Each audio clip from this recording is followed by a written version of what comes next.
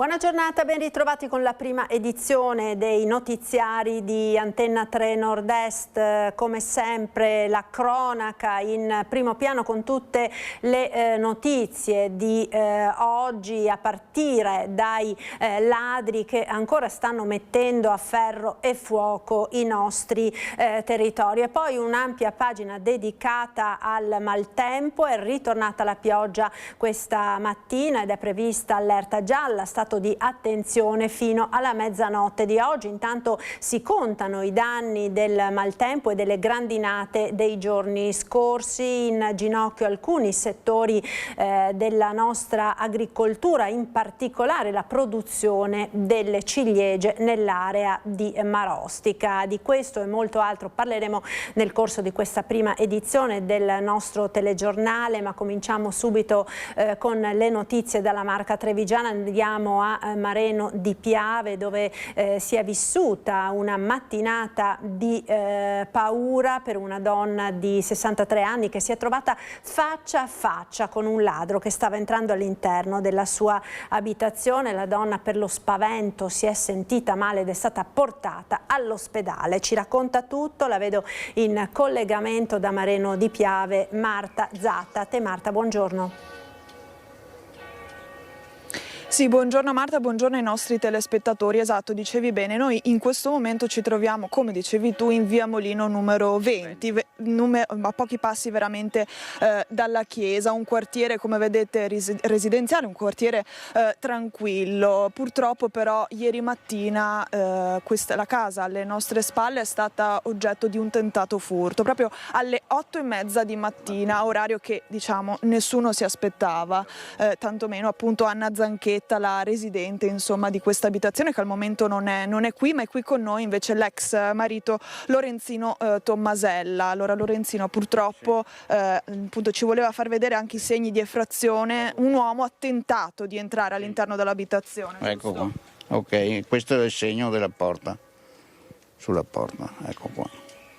Si è capito più o meno come ha fatto, cioè ha usato una leva, qualcosa, un leverino.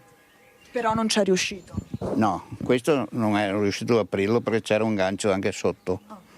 Ha aperto l'altra porta più grande. Ecco, allora facciamo vedere, magari chiediamo a Tommaso Migotte se ci segue. E infatti ci sono dei segni di effrazione anche qui, giusto? Ha aperto questa che è più grande, si sono sganciati tutti i ganci. E non è riuscito a entrare perché è arrivata la ex moglie, lo ha visto e lui è scappato. E purtroppo la sua ex moglie si è anche sentita male proprio dallo spavento. Sì, dallo spavento è sentita male e i carabinieri hanno chiamato l'intervento dell'ambulanza, insomma. Fortunatamente però adesso diciamolo sta bene, si è ripresa. Sì, ok, adesso sta bene, ok, tutto a posto. Ha già sporto denuncia ai carabinieri? Sì, tutto, erano qui anche presenti. È la prima volta che succede una... La prima volta. Ma è una via tranquilla, una zona tranquilla? Qua sì. Sono stati sui appartamenti qua 6 mesi fa però.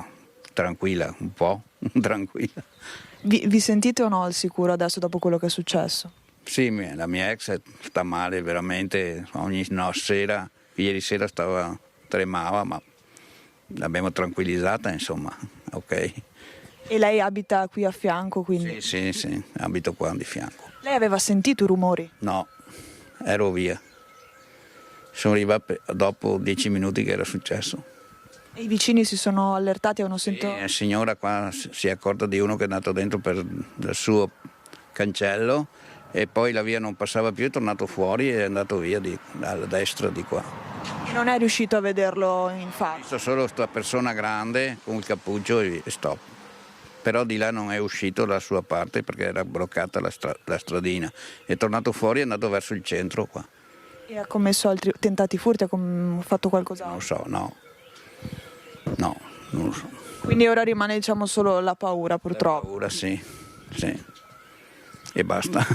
E avete provato, non so, a chiedere magari anche un sistema di videosorveglianza per rendere la zona più sicura? Sì, ma la mettiamo noi anche la videosorveglianza adesso. Ce l'ho, ma ce l'ho piccola, adesso metto quella grande. Perché appunto non vi sentite sicuri? Sì, metto quella grande. Ecco, io ringrazio Lorenzino Tommasella per averci raccontato anche questa brutta vicenda, e per il momento da Mareno di Piave è tutto, ti restituisco la linea.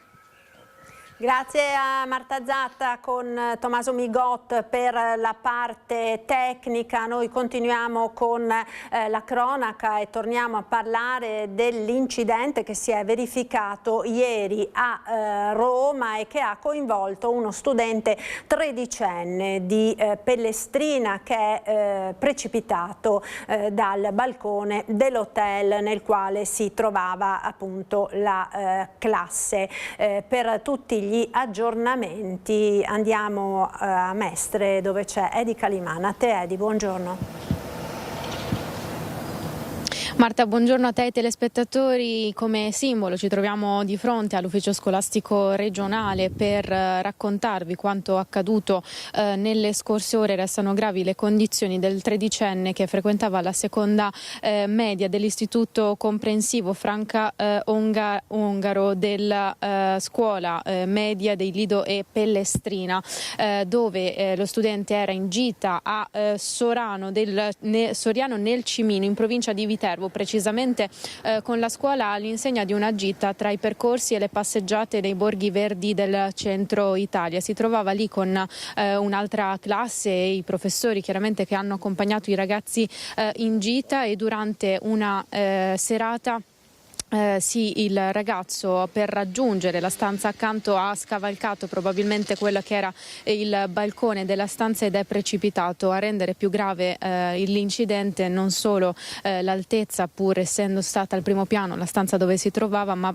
la stanza si affacciava sul garage, quindi è interrato, e quindi ha dato ancora più profondità alla caduta del giovanissimo, che ora si trova con una frattura multipla ad entrambe le gambe ed altre lesioni. Subito i genitori sono stati allertati e si trovano ora a Roma, dove il ragazzo è ricoverato. È stato elitrasportato con un elicottero di soccorso nella capitale, dove appunto adesso è sotto le cure dei medici. La gita è stata interrotta per domani, era prevista una manifestazione come simbolo nelle isole della fine dell'anno scolastico, che sarà rinviata, data da destinarsi proprio in apprensione per le condizioni del ragazzo, che appunto resta grave ma non sarebbe in pericolo di vita. Stanno indagando gli inquirenti per capire se al momento dell'incidente ci fossero altri ragazzi in sua compagnia. Sono stati proprio loro ad allertare gli insegnanti e le forze dell'ordine e i soccorsi, sentendo le urla del ragazzo sotto shock tutti i compagni. Per gli aggiornamenti, Marta, intanto vi rimandiamo ai telegiornali della sera. Da Mestre, se non hai domande, è tutto. Grazie a Edi Caliman con Simone Merlo. Noi ora andiamo a Padova e torniamo a parlare del femminicidio di Giada Zanola. Oggi le fasi finali del processo con la requisitoria, ma sentiamo tutti gli aggiornamenti da Valentina Visentina. A te Valentina, buongiorno.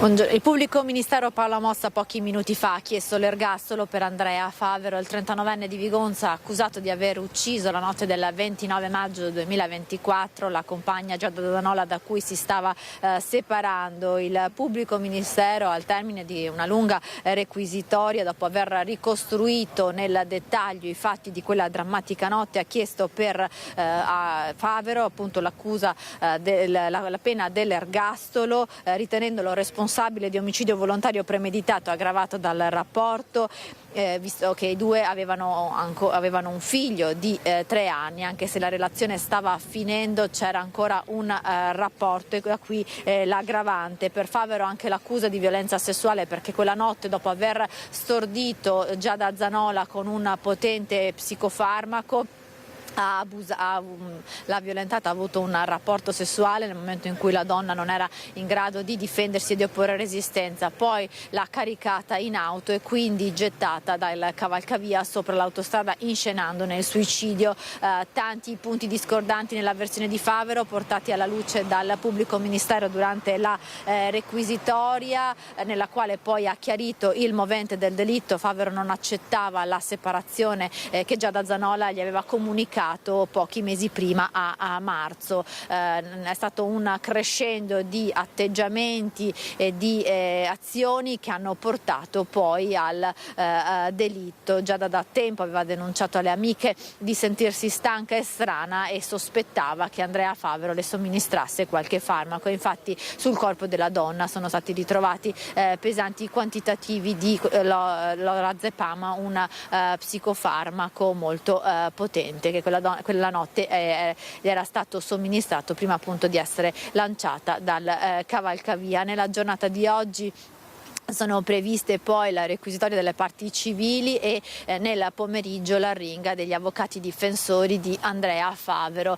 Potrebbe arrivare in giornata la sentenza, bisogna vedere se la Camera di Consiglio inizierà subito dopo le arringhe appunto degli avvocati della difesa, oppure come potrebbe essere possibile, potrebbe slittare al 20 di maggio la Camera di Consiglio e la lettura della sentenza per Andrea Favero. Presenti in aula anche il papà, il fratello e la sorella di Giada Zanola. Da Padova è tutto, linea allo studio. Grazie a Valentina Visentin e noi continuiamo con un servizio relativo ad uno stalker che per mesi ha perseguitato la sua ex compagna. Ora è stato arrestato dai carabinieri di Selvazzano Dentro. Siamo sempre in provincia di Padova. Un uomo di Villafranca Padovana è finito agli arresti domiciliari per aver perseguitato la sua ex compagna per mesi. Ad arrestarlo i carabinieri di Selvazzano Dentro su ordine del GIP di Padova. Tutto è iniziato a marzo, quando la donna aveva deciso di lasciarlo dopo 8 mesi di relazione, stanca dei suoi comportamenti ossessivi e della sua gelosia. Da quel momento l'uomo non le ha dato pace. La seguiva al lavoro, le girava intorno a casa, le mandava messaggi di minaccia su WhatsApp e sui social. Una volta l'ha bloccata fisicamente nel parcheggio del centro commerciale dove lavorava, mettendosi tra lei e la portiera dell'auto di un'amica per impedirle di andarsene. Un'altra sera l'ha seguita a piedi fino a un bar del centro cittadino e lì, davanti agli amici, l'ha afferrata per un braccio. Si è presentato anche in un locale dove lei si trovava sedendosi a un tavolo vicino e fissandola in silenzio, abbastanza da costringerla a farsi accompagnare dalle amiche fino alla macchina. Non solo questo però, perché l'uomo ha attuato una serie di gesti pesanti per farla sentire in trappola: oggetti personali lasciati sulla sua auto, fiori, un libro con frasi scritte a mano, le foto di 2 fedi nuziali con una lettera allegata. La donna ha smesso di uscire da sola, ha limitato l'uso del telefono e dei social network, si è rivolta più volte alle forze dell'ordine. Alla fine ha sporto denuncia e da lì sono partite le indagini. L'uomo non è nuovo a questo tipo di comportamenti, ha già 3 condanne per stalking su altre 3 partner ed era stato ammonito dal questore proprio per le stesse condotte. Circostanze che hanno pesato nella decisione del giudice di disporne di arresti domiciliari. Ed ora parliamo del maltempo. È ritornata la pioggia questa mattina sulla nostra regione ed è prevista allerta gialla fino alla mezzanotte. Intanto si contano i danni dell'ondata di maltempo che tra lunedì e martedì si è abbattuta sulla nostra regione. Alcuni settori dell'agricoltura sono in ginocchio, in particolare quello delle ciliegie nell'area di Marostica. Ci colleghiamo quindi con Colceresa, vedo che abbiamo la nostra Monica Smiderle. A te Monica, buongiorno.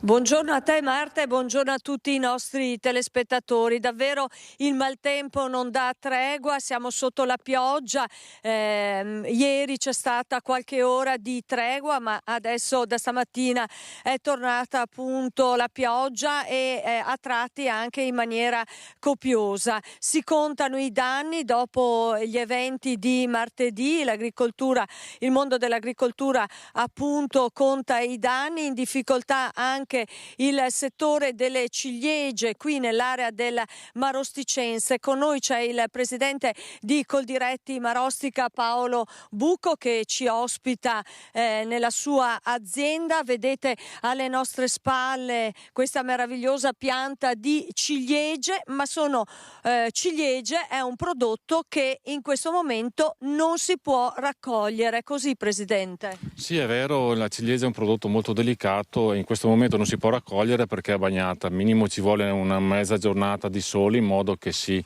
riasciughi bene e dopo si può cercare di raccogliere di nuovo. Ci sono già danni evidenti di spaccatura perché comunque la pioggia ristagna, loro sono mature perché vedete sono tutte mature pronte ad essere raccolte.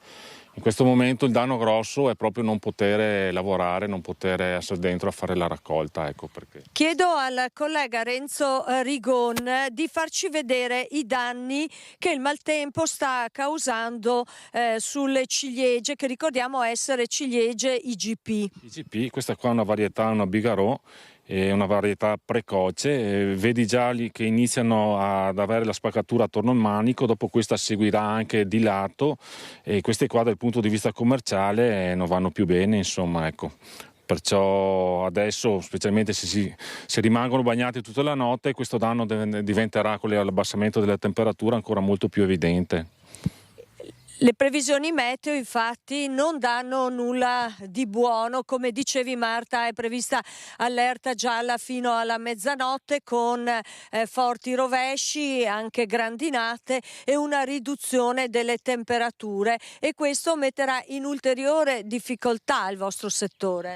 Sicuramente per queste varietà queste ore di maltempo ci impediranno di portare a termine la raccolta delle varietà precoci.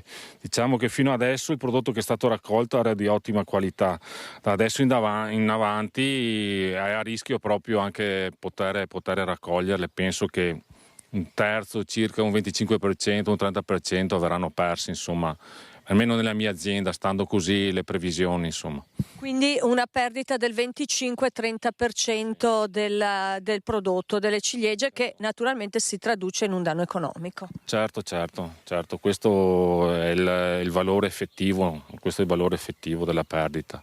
È quantificabile, Presidente, il danno? No, a questo momento no, perché anche dove conferiamo non ci sono ancora liquidazioni, perciò è prematuro parlare del valore economico.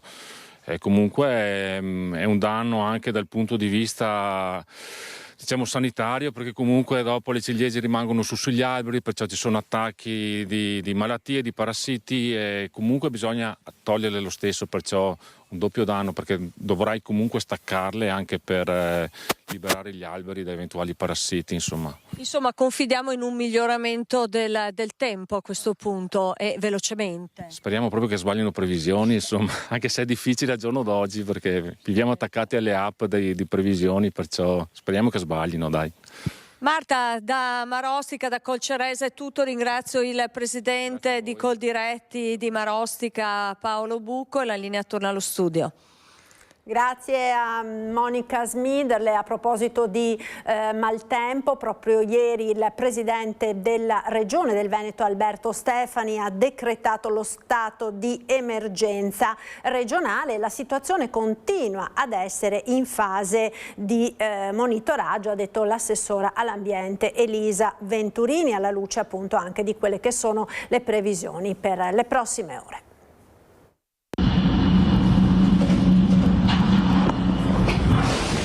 Dopo il maltempo che ha colpito il Veneto gli scorsi giorni, il presidente della regione, Alberto Stefani, ha decretato lo stato di emergenza regionale. L'assessore all'ambiente e al clima, Elisa Venturini, continua a monitorare la situazione. Le previsioni, però, non sono positive. L'ARPAV, il Servizio Ambientale Regionale, infatti, prevede un nuovo intenso passaggio temporalesco sulla nostra regione nei prossimi giorni. Il Centro Funzionale Decentrato della Protezione Civile del Veneto, infatti, ha previsto la fase operativa di attenzione per criticità idrogeologica per temporali in 7 bacini idrografici dalle 8 fino alla mezzanotte di giovedì. Dopo gli eventi meteorologici violenti degli ultimi giorni che si sono verificati in Veneto, per i quali il Presidente Stefani ha dichiarato lo stato di emergenza regionale, stiamo monitorando l'evolvere della situazione meteo in Veneto. Secondo previsioni ARPAV, tra giovedì e sabato sono attesi nella zona del Veneto centro-meridionale fenomeni quali grandinate, temporali, piogge intense, raffiche di vento. Potrebbero quindi interessare soprattutto il Basso Veronese, la provincia di Padova, la provincia di Venezia e il Rodigino. Stiamo valutando anche se dichiarare l'allerta meteo. Continuiamo con la cronaca, andiamo a Belluno dove preoccupano e non poco le situazioni incresciose che ormai da diversi mesi si moltiplicano in Piazza dei Martiri. Nel Salotto Buono di Belluno sono all'ordine del giorno le scorribande dei Maranza che mettono a rischio l'incolumità dei cittadini. Sentiamo da Tiziana Bolognani il punto della situazione.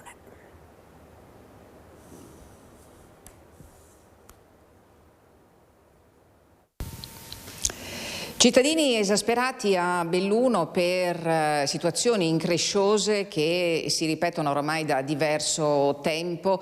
Non parliamo semplicemente delle scorribande dei Maranza all'interno del supermercato che si affaccia proprio sui giardini della piazza, ma anche di comportamenti certo poco incivili che addirittura ieri hanno rischiato di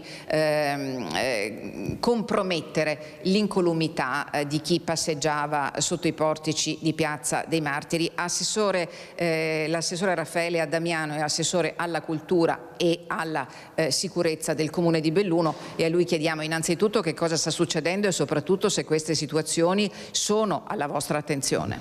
Ma sono queste situazioni, come tante altre in passato, sono sempre all'attenzione dell'amministrazione comunale e del mio assessorato in particolar modo, d'intesa con tutte le forze dell'ordine a partire dalla nostra polizia locale. L'invito da parte mia nei confronti dei cittadini che dovessero incorrere in episodi di inciviltà è quello di segnalare immediatamente alle autorità preposte, quindi l'Arma dei Carabinieri, la Polizia di Stato, la Guardia di Finanza, la stessa polizia locale, perché possano, loro che sono competenti, intervenire immediatamente. Noi abbiamo posto in essere negli anni, quest'anno pure, un'iniziativa nelle scuole con i ragazzi e tra i ragazzi per educare e prevenire questi comportamenti. Certo ci può essere un caso isolato. Io segnalo un dato oggettivo che è fonte del Sole 24 Ore. Belluno è al 33° posto per qualità della vita nel complesso ed è al 9° posto specifico per quanto riguarda giustizia e sicurezza. Quindi significa che siamo tra le 10 città capoluogo d'Italia più sicure. Certo questo non ci deve fare abbassare la guardia, dobbiamo sempre monitorare. Io personalmente quando posso vado a verificare in loco le situazioni di disagio, di degrado, di pericolo, ma osserve naturalmente anche la collaborazione dei cittadini a cui va nei casi specifici sempre e comunque la mia solidarietà. Non è una cosa di facciata, è sentita, sono un cittadino di Belluno anch'io e quindi desidero operare nel senso di garantire la sicurezza e quindi la libertà dei miei concittadini. Ecco, lei diceva forse si tratta di casi isolati, in realtà quello che denunciano quotidianamente i cittadini invece che vivono anche in piazza, che passeggiano sull'Istone o sotto i portici è che la presenza di questi, chiamiamoli Maranza, esattamente come quanto noi abbiamo potuto osservare anche nelle grandi città, sta prendendo piede anche nel centro cittadino di Belluno, dove ad esempio non si sono conclusi fenomeni anche di delinquenza vera e propria. Mi riferisco per esempio in via Sottocastello, dove negli scorsi mesi è stato scardinato dal muro una porta che proteggeva i contatori dell'Enel ed è stata scaraventata nel giardino sottostante, evidentemente mettendo a rischio la sicurezza delle persone. La polizia locale, i cittadini rivendicano anche, non so, la necessità di avere il vigile, la presenza dei vigili esattamente come li si vedeva una volta in città, che erano certo avevano funzione preventiva ma anche repressiva. Ma guardate, i vigili urbani, o meglio la polizia locale, è presente sul territorio. Chiaramente magari è presente in un momento in cui sta accadendo qualcosa in una determinata zona della città e non lo è in un'altra. Non sono 100.000 uomini perché non abbiamo l'organico al completo, però ciò non toglie che la polizia locale è presente sul territorio. Io invito in ogni caso a chiamare, perché c'è una grande collaborazione interforze, quindi qualora non fossero i membri della polizia locale, gli appartenenti alle altre forze dell'ordine, proprio per intervenire tempestivamente. Noi abbiamo un organismo che è sito in prefettura, come noto, il Comitato Ordine e Sicurezza Pubblica, sotto legge del prefetto, dove lavoriamo in perfetta sinergia e sintonia. Prova ne è che le azioni di educazione e di prevenzione le facciamo sempre e comunque con le forze dell'ordine, ma ripeto, serve certamente da parte nostra un grande sforzo, ma anche la collaborazione dei cittadini, e quindi rinnovo il mio invito a segnalare sempre e comunque tutti gli episodi di pericolosità reale o potenziale. Torniamo ora a Mareno di Piave con la notizia che vi abbiamo dato in apertura di questo telegiornale, il faccia a faccia di una signora con un ladro alle 8:30 del mattino. La donna si è sentita male, è stata portata all'ospedale. Ci ricolleghiamo quindi con Marta Zatta, perché la signora appunto è rientrata a casa proprio pochi minuti fa. Te Marta, buongiorno. Sì, buongiorno Marta, esatto, la signora Anna è appena rientrata, è appena andata dai carabinieri a sporgere denunce, ci raccontava appunto del grande spavento di ieri mattina, che insomma non si sarebbe di certo aspettata alle 8:32 di mattina. Infatti non me l'aspettavo per il semplice fatto che è un orario, di solito io sospetto mai di notte o di sera col buio, e invece questo qui si è permesso di quasi entrare in casa mia. Io ero in stanza da letto, ho sentito l'allarme suonare e poi anche battere dei colpi molto forti che provenivano dal salotto. E lì mi sono fatta forza, mi sono alzata e ho visto questo signore dal balcone del salotto, che lo aveva già ormai scassato e lo stava ancora tirando verso di lui per aprire meglio, per entrare. Bastava solamente fare un foro nella finestra e lui era già dentro, e io lì ho mollato un urlo dicendo chi è, e lui con la mano mi ha anche fra l'altro come salutato dicendomi tranquilla. Lì ho aperto la finestra, ho tirato la tenda e non ho visto più nessuno. Quello lì è scappato in una via qui di fronte a casa mia, che però la vicina, il suo cane abbaiava molto e lei è uscita, è andata giù, e lui come l'ha vista se ne è scappato, che lei non ha fatto in tempo di vederlo. Aveva un berrettino nero in testa e comunque era di pelle chiara, non era pelle scura, e niente, molto alto perché io penso sicuramente vicino ai 2 metri di altezza. Signora, lei dallo spavento si è proprio sentita male? Sì, ho chiamato i carabinieri, poi io mi sono sentita male, non riuscivo a respirare e poi mi tremavano, avevo formicolio alla bocca, non riuscivo ad aprirla. Lì hanno chiamato l'ambulanza e mi hanno portato via in ambulanza. Avevo la pressione molto alta, a 190, e hanno fatto vari elettrocardiogramma, un TAC, esami del sangue, e purtroppo c'è stato questo gran spavento che mi ha sconbussolato tutta, e adesso sono qua che spero che non arrivino più questi casi, insomma, ecco. Sono molto spaventata. Infatti adesso lei vive proprio con la paura che insomma non si sente più sicura a casa sua. Sì, perché non me l'aspettavo, soprattutto a quell'orario lì, ripeto, perché mi sembra un orario in pieno sole, mercato qui in Piazza Mareno, e non mi sarei aspettata una cosa del genere di questo grande uomo che ha fatto il disastro, perché ho 2 portoni da riparare, ecco. Anche perché questo, lo vediamo, è anche una via trafficata, non è una via isolata, è un quartiere residenziale apparentemente tranquillo, quindi di certo non si aspettava una cosa del genere. Non me l'aspettavo, proprio mentre ero in stanza da letto ero incredula a questi colpi che fosse un ladro, cioè io pensavo fossero anche, non so, quelli della spazzatura che facessero rumore, non mi rendevo conto. Però poi l'allarme che suonava, questi colpi che non finivano più, lì mi sono fatta forza e ho affrontato e me lo sono visto, solo che non ho avuto il coraggio di fare altro. E quindi cosa ha pensato quando l'ha visto?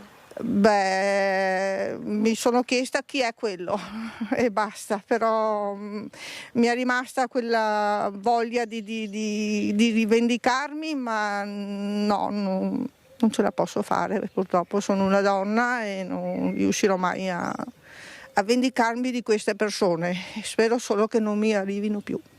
Adesso ha pensato di mettere magari anche un sistema di videosorveglianza? Sì, adesso stiamo valutando, ho già parlato con persone e quindi cerchiamo di tutelarci perché qui non ci rimane altro. Io ringrazio la signora Anna per averci raccontato, che immagino sia stata anche veramente una situazione davvero difficile da vivere. E per il momento da Mariano Di Piave è davvero tutto, a te la linea. Grazie a Marta Zatta, noi ora continuiamo con la cronaca, torniamo alla tragedia che si è verificata ieri pomeriggio a Volpago del Montello, dove un 79enne, Gastone Pedron, è morto travolto dal trattore mentre lavorava nella vigna di casa. Era un uomo attivo, amato e ben voluto da tutta la comunità del Montello, Gastone Pedron, 79 anni, che nel pomeriggio ha perso la vita schiacciato dal suo trattore mentre lavorava nella vigna davanti casa. Pare che l'uomo volesse estirpare delle radici o dei pali con una corda legata al mezzo, ma la manovra di trazione ha fatto invece impennare il trattore, che poi è ricaduto sull'uomo, facendolo morire sul colpo. Una tragedia che ha lasciato sconvolta in primis la moglie, Rosetta, 78 anni, che di solito lo controllava dalla finestra e che questa volta invece ha dovuto assistere impotente alla fine del marito. Sotto shock anche i figli, Roberto e Francesca, moglie del nostro collega Mirko Cavallin, al quale vanno le condoglianze di tutta la redazione di Media Nord-Est. Sul posto sono intervenuti anche i carabinieri, i vigili del fuoco, il SUEM 118 con l'elicottero, ma i sanitari giunti sul posto non hanno potuto che constatare il decesso dell'uomo. Gastone aveva lavorato per molti anni alla Zoppas, oggi Electrolux, è stato anche sindacalista. Una persona molto attiva nella sua comunità, ha prestato spesso il suo aiuto alla protezione civile e all'associazione dei carabinieri, sempre in prima linea per aiutare, pignolo, preciso, uomo che curava maniacalmente il suo giardino. Attonito anche padre Renato Martini, giunto immediatamente a portare conforto. Non ci sono parole, ha detto. Gastone era un uomo amatissimo, ancora non ci credo. In serata è atteso anche il fratello Dario, residente a Venezia, e un nipote. Nei prossimi giorni sarà fissata la data dei funerali. Ancora cronaca dalla bancarotta fraudolenta, la truffa aggravata ai danni dello Stato. La Procura di Vicenza mette sotto sequestro villa, piscine, conti e quote societarie nell'inchiesta sul crack della Calearo Antenne. Tra gli indagati anche l'ex presidente di Federmeccanica e Confindustria Vicenza, nonché ex parlamentare Massimo Calearo Ciman. Sentiamo. E alla fine ha fatto in modo che in procura arrivino una serie di documenti che sono la parte dell'accusa di oggi, che dovrebbero dimostrare che l'orco sono io, mentre non sono assolutamente io l'orco. L'ex presidente di Confindustria Vicenza, Massimo Calearo Ciman, respinge le accuse per le quali è indagato con i figli Carlo Alberto ed Eugenio. L'ipotesi è della truffa aggravata ai danni dello Stato, malversazione di erogazioni pubbliche per 9 milioni di euro e bancarotta fraudolenta in concorso con il manager Luca Corazza. Sono le ipotesi accusatorie al centro dell'inchiesta coordinata del PM Ginevra Sturman. Ciman sul dissesto della Calearo Antenne Spa di Isole Vicentina, dichiarata fallita nel 2025.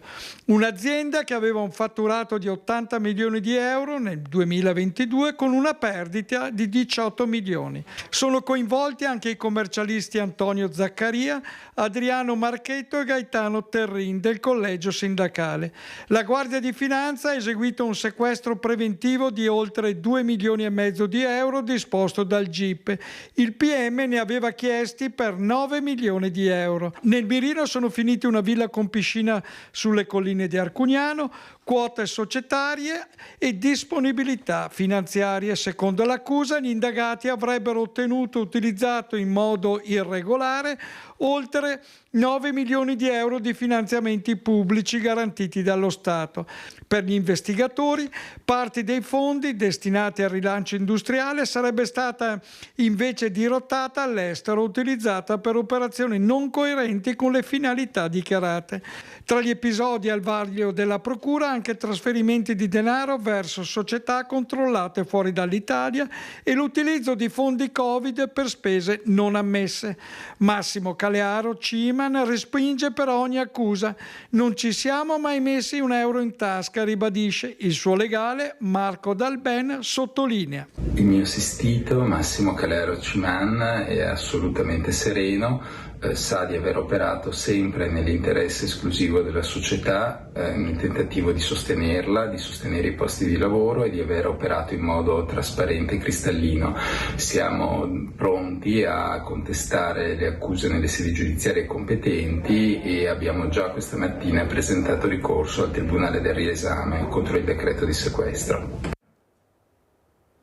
La Polizia di Stato di Verona ha arrestato un cittadino marocchino di 23 anni accusato di una rapina e di un furto con strappo commessi nel centro storico cittadino. Nel primo caso il giovane ha aggredito un uomo sfilandogli dalla tasca lo smartphone per poi allontanarsi rapidamente. Circa un quarto d'ora dopo, a soli 400 metri di distanza, un altro uomo ha riferito di essere stato avvicinato alle spalle da uno sconosciuto che dopo averlo spintonato gli ha sottratto il cellulare, dandosi poi alla fuga a piedi. Le ricerche avviate dagli agenti delle volanti a seguito della localizzazione di uno degli smartphone rubati ha condotto i poliziotti nell'area di un capannone abbandonato nei pressi dello scalo ferroviario di Verona Porta Nuova, dove sono stati individuati 2 nordafricani che alla vista dei poliziotti sono fuggiti abbandonando 3 telefoni durante la corsa. 2 dei dispositivi recuperati sono risultati appartenere proprio alle vittime dei fatti che erano stati appena denunciati. L'uomo, un marocchino di 21 anni, è stato denunciato per il reato di ricettazione. Le ulteriori attività investigative hanno permesso di individuare il presunto autore della rapina e del furto con strappo, che è stato arrestato. Il giudice ha disposto la custodia cautelare in carcere. Nel corso degli accertamenti i poliziotti hanno anche sequestrato oltre 16 grammi di sostanza stupefacente nascosta nelle tasche dell'uomo. Noi ora ci fermiamo per qualche istante di pubblicità. Tra poco restate con noi. Eccoci nuovamente in diretta con la prima edizione dei nostri TG. Torniamo alla crisi Electrolux. L'assessore regionale all'economia Bitonci ha annunciato di avere convocato per lunedì 18 maggio a Palazzo Balbi istituzioni e parti sociali. Il 25 a Roma il tavolo al Ministero delle Imprese e del Made in Italy. Intanto c'è grande apprensione tra i lavoratori degli stabilimenti e dell'indotto sia in Veneto con Susegana che in Friuli Venezia Giulia con Porcia.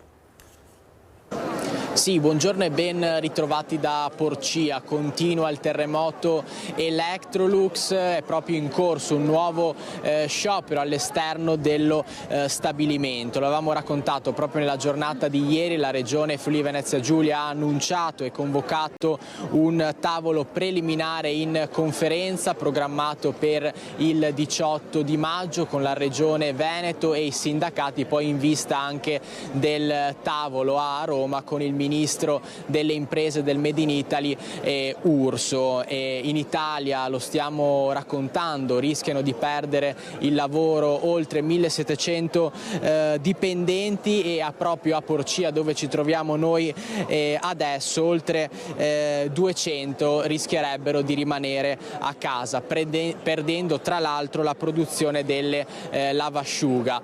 Durante questa protesta andiamo a sentire proprio a caldo, in diretta, le voci dei lavoratori per capire effettivamente qual è il clima che serpeggia tra di voi e che cosa sperate dopo l'incontro del 25 di maggio. Speriamo che si possa andare avanti, perché non si dorme la notte. Come sta vivendo questa situazione? È dura. Io è 25 anni che sono qua. Ho 60 anni e mi mancano 4 anni per dare in pensione. Spera in qualche modo di poter continuare e finire la carriera qui? Spero, perché a 60 anni nessuno mi vuole. Poi dicono che basta aver voglia di lavorare, ma a questa età non è possibile. Mi scusi. Non si preoccupi, capiamo il momento, grazie mille davvero. Qual è il clima che serpeggia anche tra lei, i dipendenti? Come sta vivendo questa situazione? Di tensione, preoccupazione, un po' di paura che chiuda per trovare lavoro, perché ho 57 anni. Me ne mancano 12 e non si trova lavoro. Da quanto lavora qui lei? 30 anni. Mamma mia. Proseguiamo anche grazie mille, proseguiamo anche da questo lato. Come sta vivendo questa situazione? Non bene, riviviamo la situazione del 2014. Non possiamo lasciarci sfuggire, portarci via sotto il naso questo patrimonio di eccellenza industriale territoriale italiano, e lotteremo con le unghie e con i denti. Tra l'altro si sta parlando di passare da 5 linee produttive a 3, oltre 200 lavoratori che potrebbero perdere il posto di lavoro. Sono numeri importanti. Guardi, quando ho iniziato avevamo ben 9 linee produttive e adesso passare da 5 a 3 linee produttive, scusi, è una mazzata per lo stabilimento. Grazie mille. Proseguiamo da questo lato. Che cosa si aspetta dopo il tavolo con il ministro Urso del 25 maggio? Speriamo bene che si riesca a trovare una soluzione al problema, perché per molti di noi è molto difficile. Prenda me, io ho 59 anni, se perdo sto lavoro sto rovinato. Speriamo bene, perché già 12 anni fa ce la stiamo cavati con dure lotte, adesso invece me la vedo un po' molto difficile. Ce l'auguriamo, grazie mille, speriamo bene. Lei da quanto lavora all'interno dell'Electrolux? Io lavoro dal 2002, sono 24 anni che lavoro in questa realtà e credo anche di non essere tra i più anziani, perché c'è gente che lavora qui da oltre 30 anni, gente che da poco è andata in pensione, che ha dedicato la propria vita lavorativa qua dentro. Questa è una realtà di tutto quanto il territorio, non solo pordenonese, ma che riguarda un po' direttamente e anche indirettamente la regione. Non pensavamo e non speravamo di rivivere una situazione angosciosa come quella di 12 anni fa. Invece a quanto pare ci ritroviamo in un baratro. Al momento ci sembra questo. Sembra quasi l'inizio di una fine lenta e dolorosa. Stanno lavorando sotto traccia perché vogliono ridimensionare un po' questa realtà che ha dato vita lavorativa a tantissime famiglie. Quindi noi faremo di tutto perché questo non succeda e, come potete vedere, oggi siamo in tantissimi perché è una situazione che riguarda tutti. Chiarissimo, grazie mille, ce lo auguriamo anche noi. In chiusura davvero sentiamo l'ultima voce, come sta vivendo questa situazione. Da 5 linee produttive si rischia di passare a 3, oltre 200 dipendenti di voi che potrebbero rimanere a casa. Anche di più di 200, perché i numeri non ci sono stati dati, non c'è stato dato assolutamente niente, c'è stato dato non un piano industriale, un focus come l'hanno chiamato loro, che non è accettabile. Io sono una delle ultime entrate, quindi sono qua da solo 6 anni e mi sto mi sto veramente preoccupando, io insieme a tutti quanti ovviamente. La dismissione delle lavasciuga non è accettabile ed è una cosa che porterà questo stabilimento alla rovina. Dobbiamo trovare una soluzione insieme, tutti quanti, tutti questi che sono qua, tutti quanti, tutta Italia, perché dismettere Zanussi non è accettabile. Chiarissimo. Abbiamo sentito proprio le voci a caldo, come avete avuto modo di sentire, parole molto forti, non sono mancate neanche le lacrime per una situazione davvero molto difficile che sta coinvolgendo non solo lo stabilimento di Porcia, non solo lo stabilimento di Susegana del vicino Veneto, ma gli stabilimenti di tutta Italia. Abbiamo intervistato anche i sindacati che tra l'altro stanno continuando a parlare e a portare ai lavoratori i propri racconti, le proprie testimonianze. Seguiranno tutte le voci a caldo anche loro questa sera al telegiornale di Pordenone, al telegiornale regionale. Per il momento da Porcia è tutto, a te in studio. Dunque torneremo ancora ad aggiornarvi su questa vertenza che sta preoccupando migliaia di famiglie tra Veneto e Friuli Venezia Giulia, anche perché oltre a tutti i dipendenti dei due stabilimenti che ora rischiano il posto di lavoro, ci sono anche tutte le aziende dell'indotto e non sono poche. Abbiamo ora un aggiornamento di cronaca che ci arriva da Padova, dove la Guardia di Finanza ha sottoposto a sequestro preventivo 27.000 litri di gasolio di contrabbando formalmente dichiarato essere olio anticorrosivo ed un autoarticolato utilizzato per il trasporto illecito. 2 persone sono state denunciate per contrabbando di prodotti petroliferi. Il mezzo, proveniente dalla Repubblica Ceca, era entrato in Italia dal valico di Tarvisio ed è stato intercettato in seguito ad un controllo di routine da parte dei finanzieri appunto della Guardia di Finanza di Padova. Naturalmente vi forniremo ulteriori dettagli nel corso dei nostri TG serali. E restiamo nel padovano perché la polizia ha individuato i 4 responsabili del tentato assalto con esplosivo allo sportello Bancomat di Villafranca Padovana lo scorso luglio. Il furto d'auto a Padova, poi il tentato assalto ad un bancomat di Villafranca. Da questi 2 episodi avvenuti a pochi minuti di distanza, la notte tra il 25 e il 26 luglio, è partita l'indagine della squadra mobile di Padova che ha portato ad individuare i 4 responsabili del tentato assalto con esplosivo allo sportello ATM della Banca Monte dei Paschi. Si tratta di 4 padovani, alcuni di loro già noti e collegati in passato con la Mala del Brenta, in particolare un 61enne di Codevigo che aveva già scontato 24 anni di carcere per rapina. Con un curriculum già con precedenti condanne per reati specifici, ma anche reati contro la persona e contro il patrimonio, alcuni già gravitanti nella cosiddetta mala del Brenta. Infatti hanno un'età riconducibile tra i 50 e oltre i 60 anni. L'indagine ha avuto inizio all'indomani dal furto di un'autovettura avvenuto il 26 di luglio dello scorso anno. Il furto dell'auto era avvenuto con modalità altamente specializzate, segnale che ad agire era stata una banda ben organizzata. La svolta nell'indagine grazie al ritrovamento della vettura rubata con segni evidenti di manipolazione dell'impianto elettrico, la conferma che la banda aveva utilizzato strumenti professionali. L'auto era poi comparsa a Villafranca davanti alla banca. Anche l'assalto sembrava essere pensato nel dettaglio. Le 4 persone con il volto coperto infatti avevano un ruolo ben definito. Il piano però non è andato a buon fine, forse per l'eccessiva energia utilizzata dai malviventi nelle fasi finali dell'azione. L'attivazione del fumogeno antifurto ha infatti impedito la deflagrazione, costringendo il gruppo a darsi alla fuga.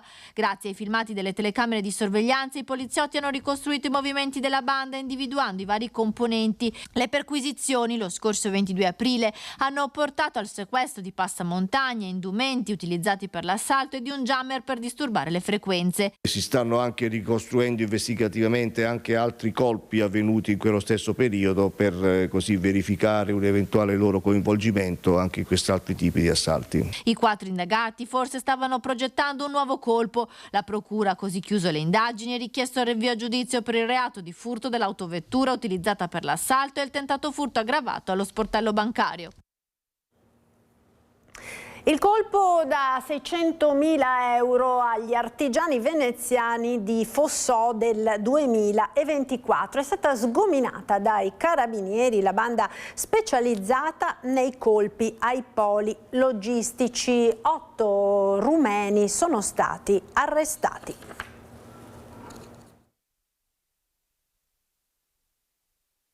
Maxi operazione dei carabinieri tra Veneto e Lombardia dopo il furto da 600.000 euro ai danni della pelletteria Artigiani Veneziani di Fossò. 8 cittadini rumeni sono stati arrestati, mentre altre 11 persone risultano indagate per associazione a delinquere, furto aggravato e ricettazione. Le indagini sono partite dal colpo messo a segno nella notte del 27 aprile 2024 nello stabilimento della Riviera del Brenta. I malviventi avevano sfondato il portone dell'azienda utilizzando un furgone come ariete, riuscendo a rubare borse e articoli di lusso per un valore superiore a 600.000 euro. L'inchiesta, coordinata dai Carabinieri di Venezia con il supporto dei militari di Milano, ha permesso di scoprire un'organizzazione attiva tra Veneto, Lombardia ed Emilia-Romagna, specializzata in assalti ad autotrasporti, poli logistici e scali ferroviari. La banda aveva la propria base operativa negli scantinati di un complesso residenziale di Milano, dove gli investigatori hanno recuperato la rifurtiva per oltre 550.000 euro tra elettrodomestici, computer, cosmetici e calzature destinati alla ricettazione. Per gli indagati sono state disposte misure cautelari tra arresti domiciliari, obblighi di dimora e obblighi di firma. Un componente del gruppo risulta al momento irreperibile. È stato denunciato, ma si trova a piede libero in attesa di eventuali mosse della procura, il 29enne camerunense che ha aggredito con un coltello un volontario della Caritas di Treviso. Il servizio mensa resta sospeso, intanto si studia un piano per garantire la sicurezza. Il clima che noi cerchiamo di mantenere è quello appunto di una certa serenità. Immagino che stiate iniziando a studiare delle contromosse, telecamere e quant'altro. È ancora presto per dirlo, perché ci siamo dati appunto questo tempo per poterci riflettere e per poter confrontarci con chi può essere in grado di garantire una maggior sicurezza. La priorità ora per Don Bruno Barato, anima della Caritas Tarvisina, è garantire l'incolumità di tutti, assistiti certo ma anche volontari, circa un centinaio quelli che si alternano per garantire un pasto e non solo ai più fragili, come il 35enne moldavo aggredito durante il servizio mensa dal 29enne camerunense, ora denunciato per lesioni gravissime. Quel fendente in pieno volto poteva avere conseguenze ben peggiori. Fisicamente, per fortuna, il discorso non è stato grave. Certo, uno deve fare i conti con un contraccolpo emotivo che è importante. L'aggressore senza fissa dimora si trova a piede libero, la denuncia è stata formalizzata in questura, lo stesso Don Bruno dice che non è stato un passaggio facile. Viene solo dopo un lungo tempo in cui abbiamo tentato con questa persona, ma come facciamo con tutti, una serie di approcci diversi, di mediazione o di altro. Così come non è stata presa a cuor leggero la decisione di sospendere fino alla prossima settimana il servizio mensa. Sappiamo che mettevamo in difficoltà delle persone. Questo è stato il primo motivo per cui c'è stato difficile prendere questa decisione. Scelta che però, dice Don Bruno, è stata compresa dai più per un servizio diventato specchio dei tempi. Fino a 4-5 anni fa erano una quarantina di persone quelle che accedevano alla mensa. Il raddoppio di un numero del genere chiaramente raddoppia la difficoltà a gestirle. Esprime solidarietà all'operatore colpito il sindaco Mario Conte, ringraziando chi ogni giorno opera per i più bisognosi. Parole precise con lo stesso primo cittadino che preferisce non aggiungere altro in giorni già tesissimi sul fronte immigrazione. Meno scrupoli si fanno gli alleati di Fratelli d'Italia, mentre il PD lancia una proposta. E non possiamo dimenticare quello che è avvenuto, non sono passati decenni, non so, mi viene in mente la Carola Rackete e le sue barche cosa ci hanno portato. Oggi ne viviamo le conseguenze. Io credo che anche queste associazioni debbano essere aiutate anche da psicologi volontari che diano un aiuto a questi ragazzi. La violenza non fa mai bene, la violenza preoccupa i cittadini di Treviso, ma la violenza deve preoccupare anche loro, che devono capire che dei comportamenti così violenti non possono essere tenuti in città. E la chiusura della mensa della Caritas non fa che peggiorare la situazione al vicino Park Dal Negro. A meno di un mese dallo sgombero la situazione torna incandescente. Vediamo.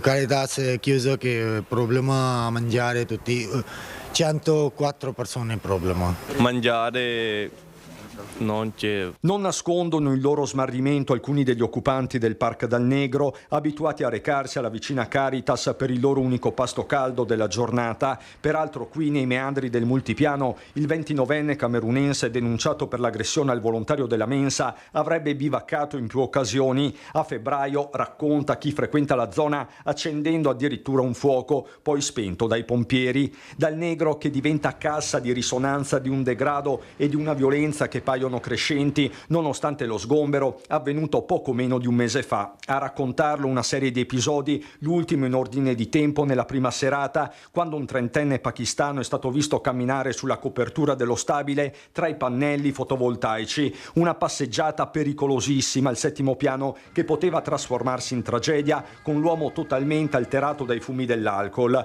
Solo l'intervento tempestivo di Polizia di Stato e SUEM ha evitato il peggio. Scampato il rischio caduta, l'uomo è stato denunciato per ubriachezza molesta. 24 ore prima, nella notte tra lunedì e martedì, un raid vandalico. Nel mirino i mezzi parcheggiati, uno scooter buttato a terra, ad un'auto è stato tranciato lo specchietto, poi finito, come vedete in strada, decine di metri sotto, infranti anche i vetri protettivi di alcuni estintori che invece sarebbero stati usati qualche giorno prima da 2 nordafricani nei confronti dei pakistani, in quello che potrebbe essere stato uno screzio tra diversi gruppi etnici, con tanto di minacce di morte. Tracce di polvere sono ancora visibili. Eccole quindi le istantanee del degrado tra giaciglii di fortuna e un anfratto utilizzato come latrina.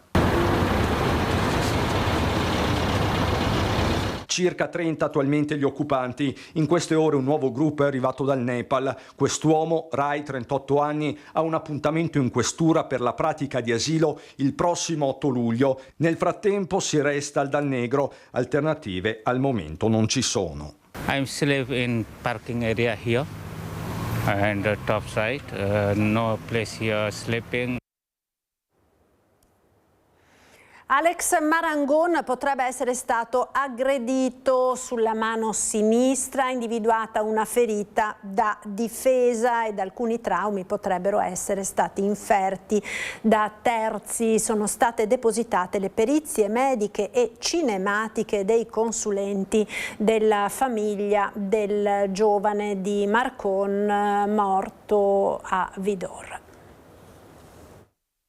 Il tragico volo nel vuoto dal terrazzo dell'abbazia di Vidor dopo l'assunzione di sostanze stupefacenti, compresa l'ayahuasca, non ha mai convinto la famiglia di Alex Marangon e le perizie mediche e cinematiche dei consulenti nominati dai genitori del 25enne morto dopo un rito sciamanico confermerebbero i loro dubbi. Non si esclude infatti il coinvolgimento di terze persone, l'ipotesi è quella di un'aggressione, la dinamica va rivista, dicono i legali. Le lesioni riscontrate sul corpo di Alex quelle che sono state riscontrate non sono, ad avviso dei nostri consulenti, compatibili con una mera caduta da un'altezza, quella che conosciamo, dell'abbazia di Vidor, soprattutto in assenza di segni di passaggio attraverso gli arbusti. Poi vi è una strana lesione anche alla mano che andrebbe riesaminata, che potrebbe essere compatibile con una lesione da difesa. Si mette anche in dubbio poi l'attendibilità dei partecipanti, ma soprattutto le dichiarazioni che avevano rilasciato ai carabinieri. Siamo riusciti a completare questo quadro, a maggior ragione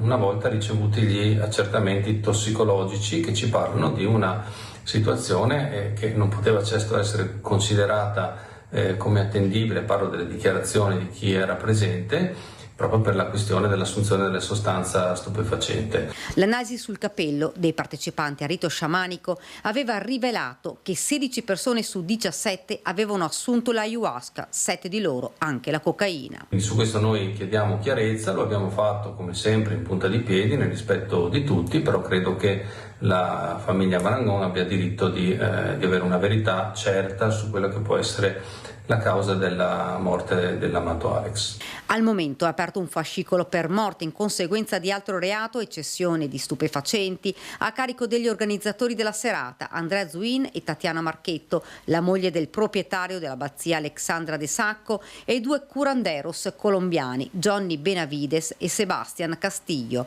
spariti dal luogo della tragedia prima dell'arrivo dei carabinieri. Sonia Bottacchiari ed i suoi 2 figli sono stati ritrovati, stanno tutti bene dopo giorni di ricerche in Friuli Venezia Giulia, sono stati appunto ritrovati. Si è trattato di un allontanamento volontario. Dopo 3 settimane di apprensione per le loro sorti sono stati rintracciati Sonia Bottacchiari e i 2 figli di 14 e 16 anni. Tutti e 3 sono in buone condizioni di salute in un contesto di adeguate situazioni alloggiative e in generale di vita. Lo riferisce la procuratrice di Piacenza Grazia Pradella in una nota in cui aggiunge che non si intendono rendere pubblici ulteriori particolari, in quanto la donna ha manifestato timori e preoccupazioni ove venisse scoperto il luogo ove è rifugiata, esplicando, ove ciò avvenisse, l'intenzione di rendersi nuovamente irreperibile. La donna, che aveva fatto perdere le sue tracce dal 20 aprile e si era recata in Friuli, dove ha lasciato la macchina a Tarcento, in queste ore è in contatto con i carabinieri. Secondo quanto trapela, non è escluso che si trovi all'estero. La procuratrice di Piacenza ha parlato di costante sforzo per preservare il benessere dei 2 minori, con particolare riferimento alla loro reintegrazione nel contesto sociale e scolastico, sottolineando che i 2 ragazzi, sino al momento del loro allontanamento da ritenersi allo stato consenziente, seguivano i percorsi scolastici con continuità e profitto. Quanto alle modalità del ritrovamento, quello che sembra accertato è che non c'è stato alcun avvistamento da parte dell'esercito di soccorritori che da una settimana pattugliava la zona in cui si sospettava si potesse trovare la famiglia. Vigili del fuoco, Corpo Forestale, Soccorso Alpino, Guardia di Finanza e Protezione Civile hanno immediatamente interrotto le ricerche quando dalla Procura di Piacenza è arrivata la conferma che la donna e i figli erano in salute in un luogo sicuro. Adesso si cercherà di capire le motivazioni anche di carattere familiare che hanno spinto la donna ad allontanarsi e far perdere le proprie tracce insieme ai figli e ai 4 cani per 3 settimane. Nonostante siano stati rintracciati, Sonia Bottacchiari rimane indagata per sottrazione di minori. Ci fermiamo ora per la pubblicità, linea alla regia. A tra poco. Eccoci nuovamente in diretta con la prima edizione dei nostri telegiornali, intervistato in diretta a Focus dal direttore di Media Nord-Est Luigi Baccialli, l'ingegnere di Azzano X Elvo Zornita, lungo sospettato di essere una bomber, ha commentato l'archiviazione dell'inchiesta bis sul bombarolo del Nord-Est. Io voglio solo dimenticare. Francamente non ne posso più e non posso neanche più ricordare tutto quello che è successo.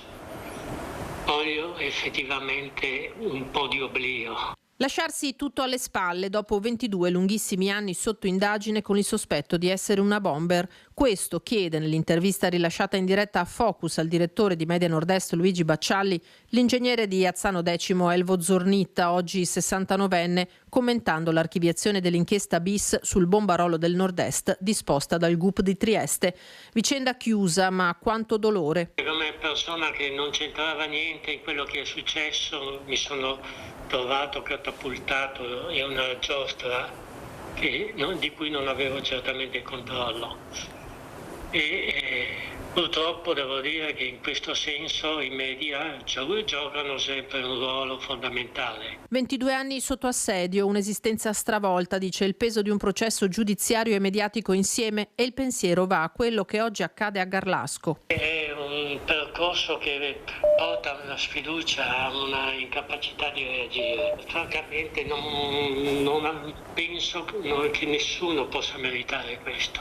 Attentati che resteranno senza un colpevole, quelli di una bomber.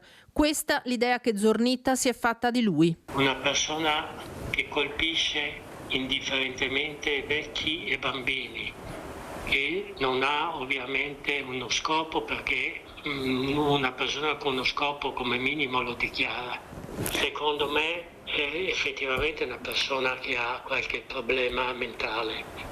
Poi che sia vivo o sia morto, questo certamente non lo so. Zornitta sta già procedendo per il risarcimento. Siamo per la causa risarcitoria, non tanto per le sofferenze che ho avuto, per le inchieste e così via, ma per la manomissione che è stata compiuta da quell'ispettore di polizia. Per questo siamo in Cassazione, che dovrà decidere. Ma come si sa, i processi in Cassazione sono abbastanza lenti. Il riferimento è alla manomissione con la quale il poliziotto mestrino Ezio Zernar è già stato condannato. Capitolo buio di una doppia inchiesta ora definitivamente conclusa. Sono contento che sia finita, ovviamente sto gioendo insieme ai miei familiari. Abbiamo fatto un'ottima cena questa sera e siamo rimasti tra di noi proprio perché vogliamo godercela questa giornata in pace. Ancora cronaca dal Trevigiano. La Guardia di Finanza ha scoperto nello Pitergino una distilleria clandestina, sequestrati 11.000 litri di vino e 500 litri di alcolici.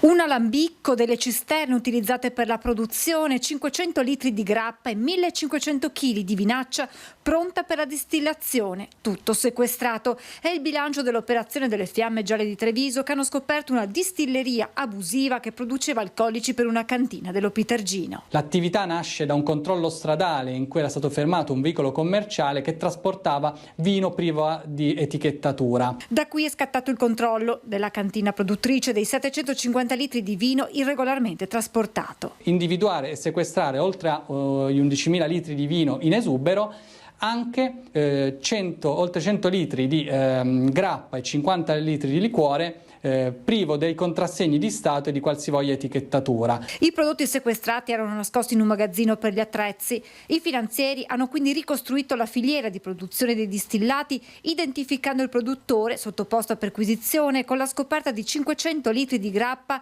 e 1.500 kg di vinaccia.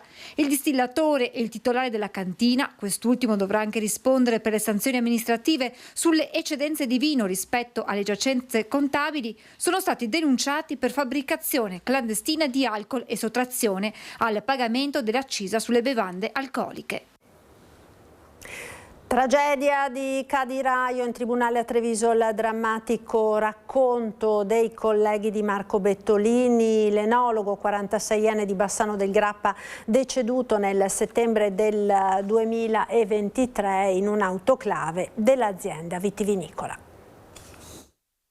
Non ricordo nulla di quello che è successo, non mi spiego il perché sono entrato nell'autoclave. A parlare è il 34enne che il 14 settembre 2023 era entrato nella cisterna per sostituire, sembra, delle aste di livello difettose. Ma l'uomo, a causa dell'azoto, aveva perso i sensi. Per cercare di aiutarlo e strapparlo alla morte si era introdotto anche il collega, l'enologo Marco Bettolini, 46 anni, di Bassano. Per lui non ci fu niente da fare. A raccontare i drammatici momenti di quella tragedia i colleghi che avevano assistito impotenti all'infortunio fatale. Parla un collega che per primo aveva visto il 34enne andare verso la cisterna. Gli avevo detto che era pericoloso entrare, ma non mi ha dato ascolto. Mi sono subito accorto che una volta dentro aveva perso i sensi ed ho chiamato altri dipendenti.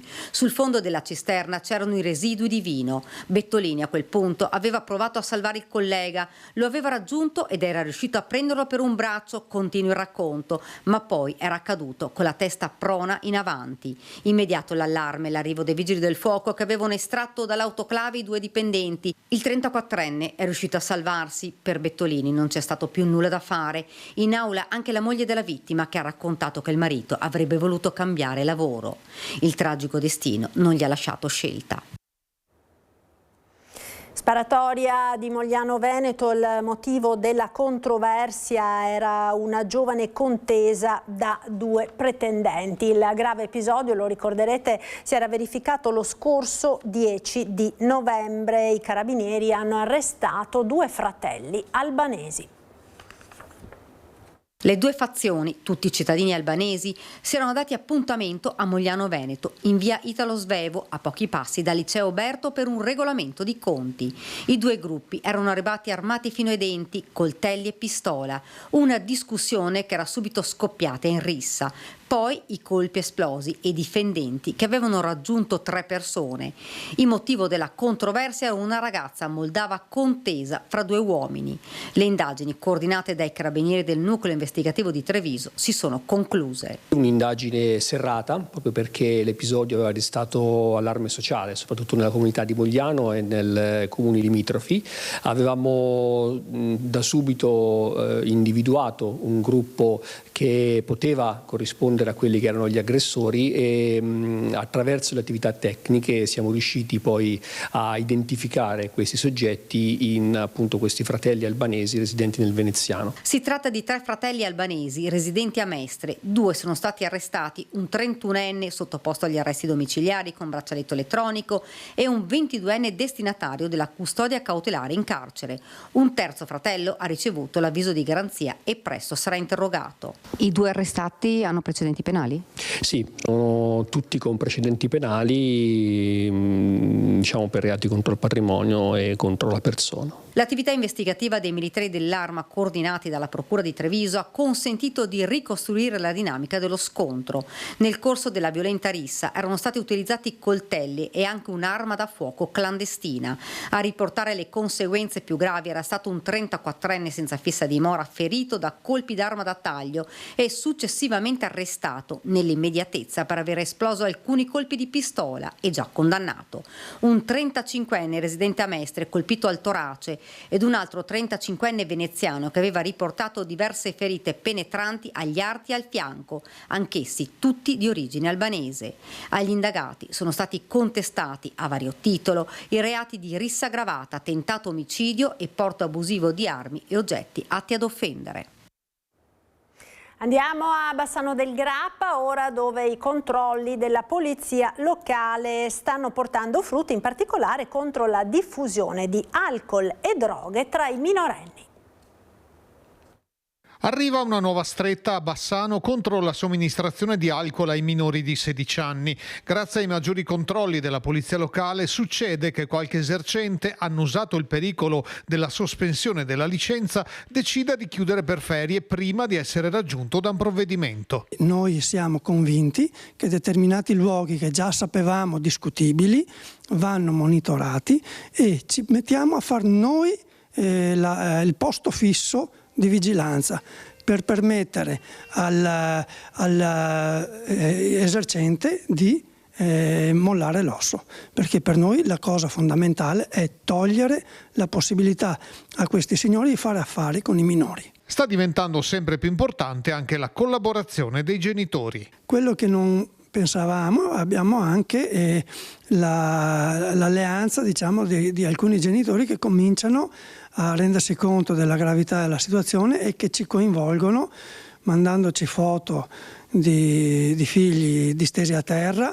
o addirittura chiamandoci in ausilio perché hanno dovuto portare il figlio minore o la figlia al pronto soccorso con alto tasso alcolemico. Sui giovanissimi incombe anche il pericolo delle droghe che ormai vengono spacciate ovunque, magari approfittando di luoghi molto frequentati. Nella zona del patronato di San Vito, dove era in corso una festa di fine periodo catechismo della parrocchia, e ci hanno chiamato perché si erano avvicinati cercando di assembrarsi con i ragazzini delle elementari o poco più, soggetti a noi ben conosciuti perché fanno parte di qualche banda di piccoli maranza che fanno piccoli crimini, e in questo caso siamo arrivati tempestivamente. Si tratta di una decina di ragazzi, uno solo dei quali maggiorenne, trovati in possesso di stupefacenti e noti anche per le loro scorribande al centro studi. Ci aspettiamo dei provvedimenti adeguati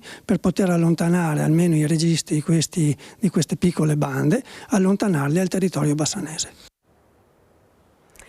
Stufe di lusso rubate e rivendute sul web, i carabinieri smantellano un giro di furti e ricettazioni. Arsiero, il titolare di un'azienda vicentina che produce stufe di pregio, nota la presenza sul web di annunci relativi a stufe del proprio marchio vendute online a prezzi sospetti e ribassati. I carabinieri iniziano le indagini. Gli investigatori della stazione di Arsiero, con il nucleo operativo radiomobile di Schio e i militari di Pordenone, portano avanti analisi informatiche, servizi di osservazione e di pedinamento. Sabato 9 maggio all'alba i carabinieri intercettano 2 individui che si avvicinano allo stabilimento. Si tratta di un dipendente cinquantenne di Cogollo del Cengio e di un 39enne di Tiene. I due caricano illecitamente diverse stufe su un furgone e tentano la fuga, ma i carabinieri li bloccano sulla strada provinciale, trovando sul furgone 6 stufe nuove e 4 schede elettriche, oltre a 56 sacchi di pellet e documentazione varia, materiale per un valore di 30.000 euro prontamente riconsegnato al legittimo proprietario. L'indagine poi approda in Friuli, a Porcia, dove vengono sequestrate altre 8 stufe, oltre a 16 kit e accessori per il riscaldamento per un valore che supera i 30.000 euro. Al termine dell'indagine i carabinieri denunciano il 39enne di Tiene per furto in concorso e ricettazione, il dipendente cinquantenne per furto in concorso e un 51enne di Porcia per ricettazione. È stata così smantellata l'organizzazione dedita al furto e alla ricettazione di stufe di pregio, consentendo il recupero della refurtiva di ingente valore. Attimi di paura ieri mattina in provincia di Treviso per un incidente che ha coinvolto uno scuolabus. L'autista aveva fatto scendere fortunatamente 14 bambini alla scuola elementare di Ponte della Priula proprio pochi minuti prima. La fuoriuscita autonoma, forse provocata da un malore dell'autista, è avvenuto all'incrocio tra la Pontebana e Viale 4 Novembre. L'uomo è rimasto incastrato tra le lamiere ed è stato estratto dall'abitacolo dai vigili del fuoco e poi affidato alle cure degli operatori del 118. Fortunatamente ha riportato lesioni lievi ed è stato accompagnato all'ospedale di Conegliano per ricevere le cure del caso. Antivirus, ora negativo il medico sudafricano a Padova, su cui però continua il monitoraggio. L'uomo dovrà restare in quarantena fino al 7 giugno prossimo. Continua il monitoraggio da parte dei sanitari dell'ULSS 6 Eugane e del medico sudafricano passeggero del volo KLM con la donna olandese morta, moglie del paziente 0. Negativo il test eseguito lunedì mattina sull'uomo, un cinquantenne, che si trova in un albergo di Padova dove dovrà restare in quarantena fino al prossimo 7 giugno. Una buona notizia per tutti, anche se non si esclude una positivizzazione successiva e i protocolli vengono seguiti in stretto contatto con la Regione e il Ministero. Noi seguiremo le prescrizioni ovviamente ministeriali, abbiamo scelto un percorso precauzionale così come ci viene determinato da questi protocolli. Non dobbiamo fare allarmismo, il soggetto non ha sintomi, non ha l'antivirus e quindi seguiremo ovviamente nelle prossime ore l'evoluzione della vicenda, ma dobbiamo ribadire che non c'è nessun caso di antivirus in Veneto e soprattutto dobbiamo ribadire che il soggetto è in isolamento fiduciario. Sono salite intanto a 6 le persone in monitoraggio in Italia, oltre al medico di Padova, una donna straniera che vive in Toscana, 2 marittimi, uno campano e l'altro calabro. Di quest'ultimo si attendono i risultati dei test inviati allo Spallanzani. A questi si aggiungono un turista inglese che viaggiava sul volo KLM che si trova a Milano ed è risultato negativo. Ricoverata invece in ospedale a Messina una turista argentina che arriva dalle zone endemiche ed è affetta da polmonite. Quest'ultima Quest'ultimo, se confermato, potrebbe essere il primo caso italiano di malattia. A ieri sera sono in totale 10 contagi accertati tra i passeggeri a bordo della nave da crociera MV Ondius. 3 le persone morte. È grave, in terapia intensiva, una donna francese rientrata in patria. L'ex killer della banda della Uno Bianca, Alberto Savi, detenuto da oltre 30 anni nel carcere 2 Palazzi di Padova, ha ottenuto il regime di semilibertà. Dopo oltre 30 anni di carcere ha iniziato da poco ad usufruire del regime di semilibertà che gli consente di andare a lavorare all'esterno del carcere e poi rientrare al 2 Palazzi negli orari stabiliti. Alberto Savi, condannato all'ergastolo, è il più piccolo dei 3 fratelli della banda della Uno Bianca che alla fine degli anni 80 e inizio anni 90 terrorizzò l'Emilia Romagna con una lunga scia di sangue, 24 vittime, centinaia di feriti e altrettante rapine. In questi anni di prigione, sempre trascorsi a Padova, Alberto Savi ha cercato di mantenere un basso profilo, partecipando alle attività lavorative del carcere e ad un percorso rieducativo che l'hanno portato così ad ottenere la semilibertà e l'impiego con la cooperativa All'Opera fondata da 2 ex detenuti. La polemica però l'ha travolto in questi giorni dopo le dichiarazioni del fratello maggiore Roberto Savi, la mente della banda della Uno Bianca in carcere a Bollate. Durante la trasmissione Belve di Rai 2 ha parlato delle indagini che hanno portato all'arresto, aprendo scenari inquietanti. Dichiarazioni da cui Alberto Savi si è dissociato, ma che arrivano in un momento per lui delicato, quando aveva iniziato il regime di semilibertà. 40.000 adesioni ed una richiesta di risarcimento che potrebbe arrivare fino a 2 miliardi di euro. Dopo le condanne nel processo Miteni prende forma una delle più grandi cause collettive ambientali mai avviate in Italia. 40.000 adesioni raccolte in poche settimane per quella che si annuncia come una maxi causa civile sul disastro PFAS in Veneto. Lo studio legale Delex, specializzato in azioni collettive risarcitorie, prepara infatti una class action contro Mitsubishi e ICG, società coinvolte nella vicenda dell'ex Miteni di Trissino. L'iniziativa arriva dopo la sentenza della Corte d'Assise di Vicenza che, nel giugno dell'anno scorso, ha condannato alcuni dirigenti per inquinamento provocato dalle sostanze perfluoroalchiliche finite nelle falde acquifere di Verona, Vicenza e Padova. Sono coinvolte 350.000 persone per un disastro ambientale che ha dunque ricevuto la prima sanzione penale. Un procedimento che ha segnato una svolta giudiziaria a uno dei più gravi casi di contaminazione ambientale in Europa, visto che sono coinvolte 350.000 persone. Secondo i promotori dell'azione civile, il potenziale valore della richiesta del risarcimento potrebbe raggiungere i 2 miliardi di euro. L'obiettivo è ottenere un indennizzo per i danni sanitari, ambientali ed economici subiti da cittadini e territori colpiti dall'inquinamento. La raccolta delle adesioni si è chiusa con numeri imponenti, sostenuta anche da un fondo americano specializzato nel finanziamento dei contenziosi. Un ulteriore capitolo giudiziario che si apre mentre resta alta l'attenzione sulle conseguenze delle emergenze PFAS in Veneto, visto che comunque la Procura della Repubblica di Vicenza sta eseguendo ulteriori indagini sulle presunte responsabilità, anche ad esempio nella vicenda delle gallerie della Pedemontana. E siamo al termine di questa prima edizione dei nostri telegiornali. Io vi ringrazio per essere stati con noi come sempre. Subito dopo la sigla del telegiornale, le previsioni del tempo con il nostro meteo. Abbiamo detto sarà un periodo ancora di instabilità per tutta la giornata di oggi, per la quale è prevista l'allerta gialla, stato di attenzione, ma precipitazioni sono previste anche per domani e sabato, ancora con tempo incerto. È tutto dunque, grazie per essere stati con noi, a tutti un buon pomeriggio. Arrivederci.